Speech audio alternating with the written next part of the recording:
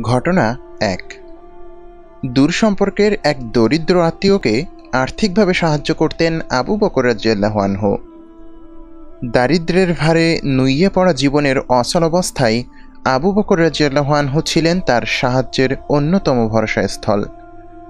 কিন্তু যেবার আয়েশা রাদিয়াল্লাহু আনহার ব্যাপারে মদিনায় মুনাফিকরা কুৎসা রটালো, চারিত্রিক কালিমার যে অপবাদ তারা লেপ্টে দিতে চেয়েছিল উম্মুল মুমিনিনের গায়ে, সেই ঘটনায় যুক্ত হয়ে পড়েছিল আবু বকর রাদিয়াল্লাহু আনহুর সেই আত্মীয়। ভাবুন তো, কারো দুঃখের দিনে আপনি আপনার সর্বোচ্চটা দিয়ে তার পাশে দাঁড়ান, কিন্তু দিন শেষে যদি জানতে পারেন সেই লোকটা আপনার মান ইজ্জতকে 2 পয়সারও দাম দেয় না, সুযোগ পেলে আপনার পিঠে ছুরি চালিয়েও দিতে পারে, আপনার অবস্থা তখন কেমন হবে? আপনি নিশ্চয়ই এতে অনেক দুঃখ পাবেন। ভাববেন, খাল কেটে আপনি হয়তো কুমির আমদানি করেছেন এতদিন, অথবা দুধ কলা দিয়ে পুষে এসেছেন বিষধর কালসাপ। যার জন্য আপনি গলা পানিতে নামতে রাজি, সে যদি ওই পানিতেই আপনাকে ডুবিয়ে মারতে চাই, আপনার মনের অবস্থা তখন কেমন হবে? আপনি বলবেন, না, তোমার সাথে আর না, আমি হাড়ে হাড়ে চিনতে পেরেছি তোমাকে। আমার নুন খেয়ে আমারই বদনাম করে বেড়াও, আর ভেবেছ কিনা তোমাকে আমি এভাবেই সাহায্য করে যাব? এত সস্তা দুনিয়া। তাকে এতদিন যা সাহায্য সহযোগিতা আপনি করতেন সব বন্ধ করে দেবেন মুহূর্তেই। আর যাই হোক, একজন বিশ্বাসঘাতকের সাথে আর কোনো সম্পর্ক আপনি রাখতে পারেন না। আয়েশা রাদিয়াল্লাহু আনহার ঘটনায় দূর সম্পর্কের সে আত্মীয়ের ব্যাপারেও মুহূর্তের জন্য এভাবে ভেবেছিলেন আবু বকর রাদিয়াল্লাহু আনহু। তিনি বললেন, নিয়মিতভাবে তোমাকে যে সাহায্য সহযোগিতা আমি করতাম সেটা আজ থেকে বন্ধ করলাম। আমার কন্যার ব্যাপারে যে লোক এতটা অপবাদ দিতে পারে, তার জন্য আমার কোনো দয়া থাকতে পারে না। একজন মানুষ হিসেবে, একজন বাবা হিসেবে আবু বকর রাদিয়াল্লাহু আনহুর এই চিন্তাটা খুবই স্বাভাবিক। আপনি বা আমি হলেও এর ব্যতিক্রম চিন্তা কখনোই করতে পারতাম না। কিন্তু আবু বকর রাদিয়াল্লাহু আনহুর এই চিন্তাটা আল্লাহ সুবহানাহু ওয়া তাআলা পছন্দ করলেন না। কেউ একজন আপনার সাথে অন্যায় করেছে বলে তার সাথে যাবতীয় সম্পর্ক আপনি ছিন্ন করে বসবেন?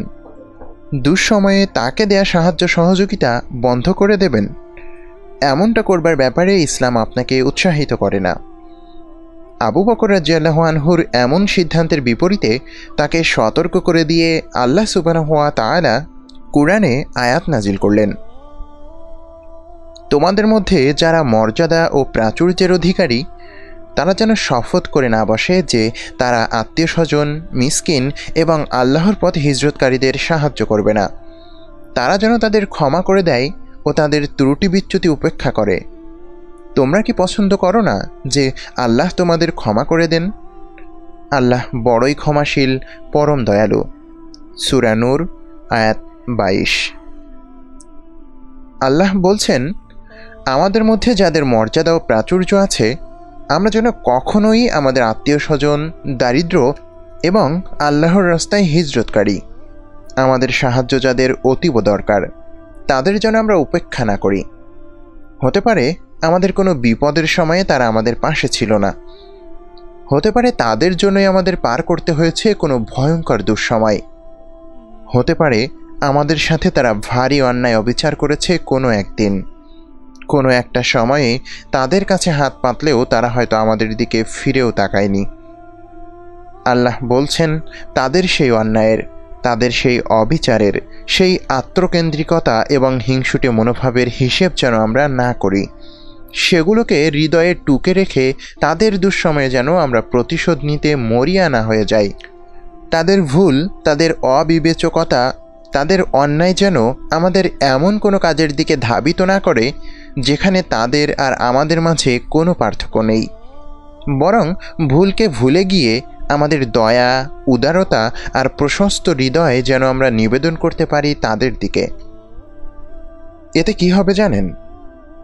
ওই একই আয়াতে আল্লাহ বলছেন, তোমরা কি চাও না যে আল্লাহ তোমাদের ক্ষমা করে দিন? যে আপনার ক্ষতি করতে চায়, যে আপনার সাথে শত্রুতা করে, যে আপনার ভালো সহ্য করতে পারে না, তার উপকার করা মানে যে তাকে প্রশ্রয় দেয়া, তার কাছে হেরে যাওয়া তা কিন্তু নয়। এতে বরং আপনার লাভের পরিমাণটাই বেশি। একটা শাশ্বত মানব জীবনের উদাহরণ আপনি তার সামনে এবং সমাজের সামনে স্থাপন করতে পারবেন। সত্যিকারের বীরপুরুষ তো তারাই, যারা ক্ষমতা হাতে পেলে বিনয়ী হয়, প্রতিশোধের সমস্ত সুযোগ বিদ্যমান থাকা সত্ত্বেও যারা ক্ষমার চাদরে মুড়িয়ে নেয় জীবন, তারাই শক্তিমান।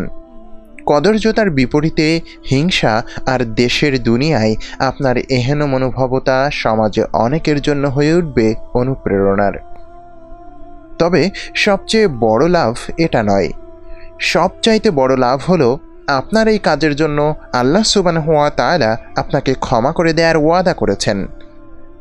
একজনের ভুলকে বড় করে না দেখে তার দুয়ারে দয়ার ঝুড়ি নিয়ে যখন আপনি উপস্থিত হবেন, আল্লাহ সুবহানাহু ওয়া তাআলাও তার দয়ার ভাণ্ডার আপনার জন্য উন্মুক্ত করে দেবেন।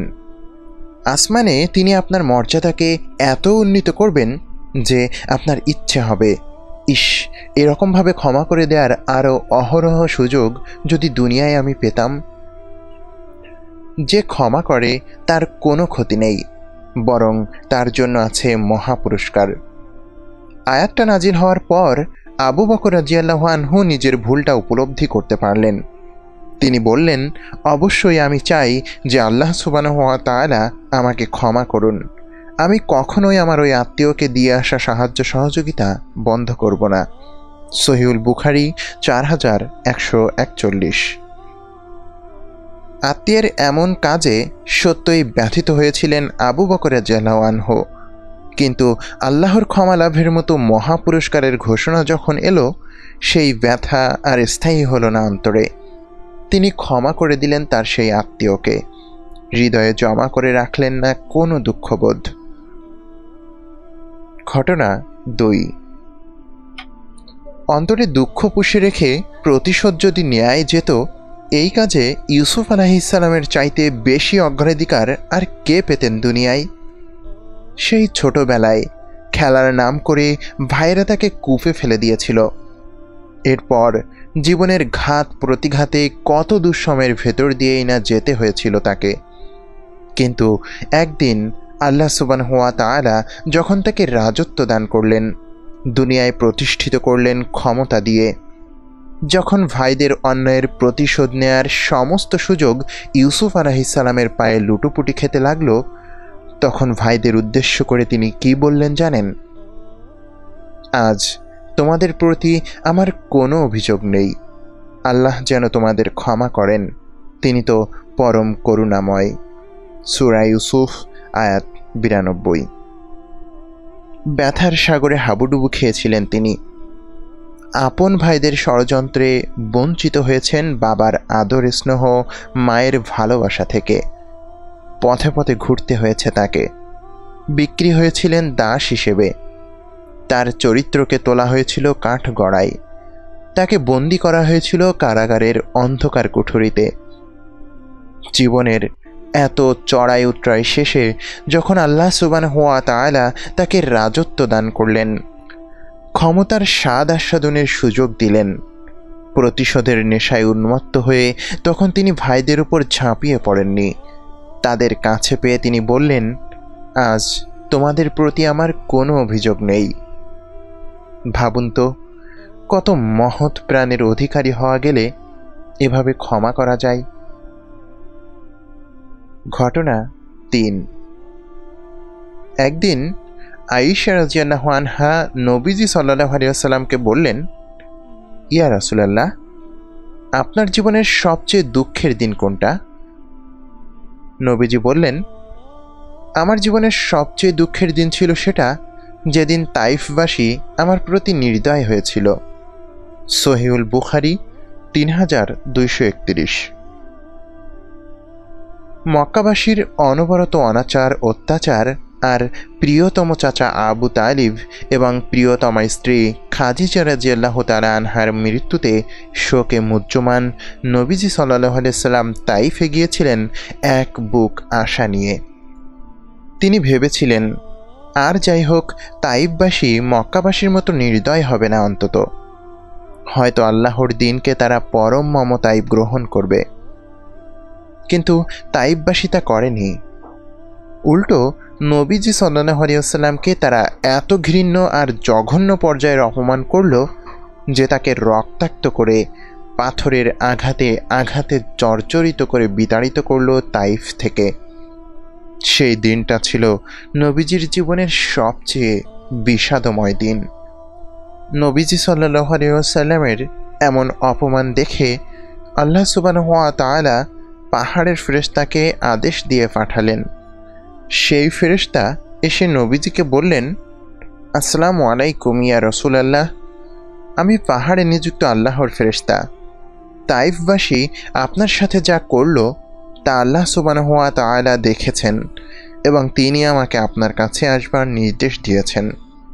আপনি যদি চান এই ঘৃণ্য কাজের বদলা হিসেবে 2 পাহাড়ের চাপে আমি তাদের পিষ্ট করে ফেলব এখনই।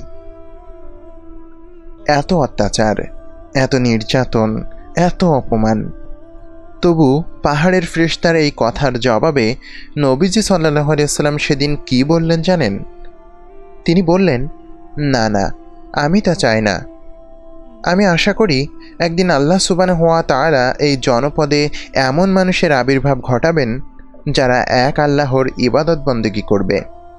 সহিহুল বুখারী 3231। প্রতিশোধের কি দুর্দান্ত সুযোগ সামনে এলো, কিন্তু আল্লাহর নবী সাল্লাল্লাহু আলাইহি ওয়াসাল্লাম সেদিকে ঝুঁকলেন না মোটেও। তাইফবাসীদের পাহাড়ের চাপে পিষ্ট করার বদলে তিনি তাদের জন্য উন্মুক্ত করে দিলেন ক্ষমার দুয়ার। ঘটনা 4।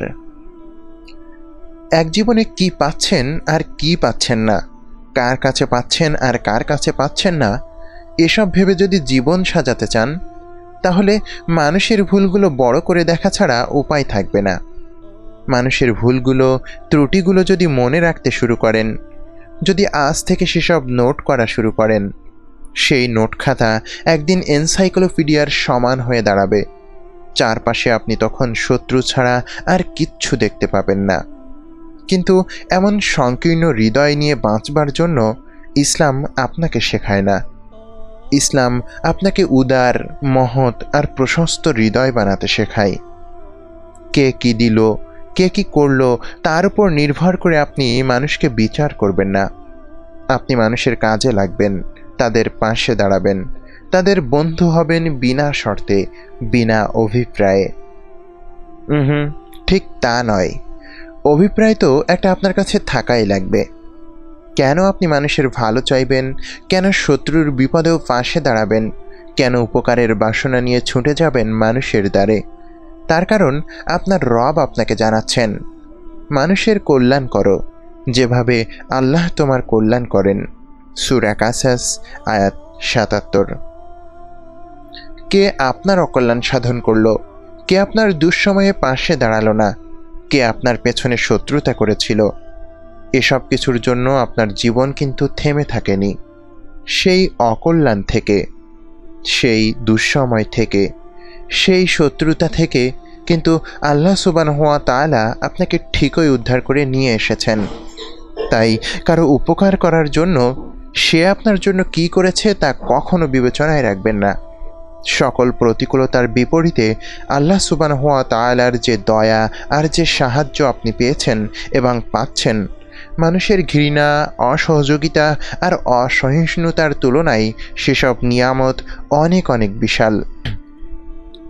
মানুষ যে দুঃখগুলো আপনাকে দেয় সেগুলো মনে রাখুন, তবে দুঃসময়ে সেগুলো টেনে তাদের ঘায়েল করবার জন্য নয়, মোনাজাতে আল্লাহর কাছে বলবার জন্য যে, ইয়া আল্লাহ, আমার দুঃসময়ে আমি তাকে পাশে পাইনি, কিন্তু আপনি ঠিকই আমার পাশে ছিলেন। এখন তার দুঃসময়ে আপনি আমাকে তার মতো বানাবেন না, আমার অন্তরকে তার মতো সংকীর্ণ করে দেবেন না। তার বিপদে ঝাঁপিয়ে পড়ার তৌফিক আপনি আমাকে দান করুন ইয়া রব। আপনার হৃদয়ের জানালাটা সবার জন্য খুলে দিন। আল্লাহ সুবহানাহু ওয়া তাআলা তার দয়ার ভান্ডার আপনার জন্য উন্মুক্ত করে দেবেন।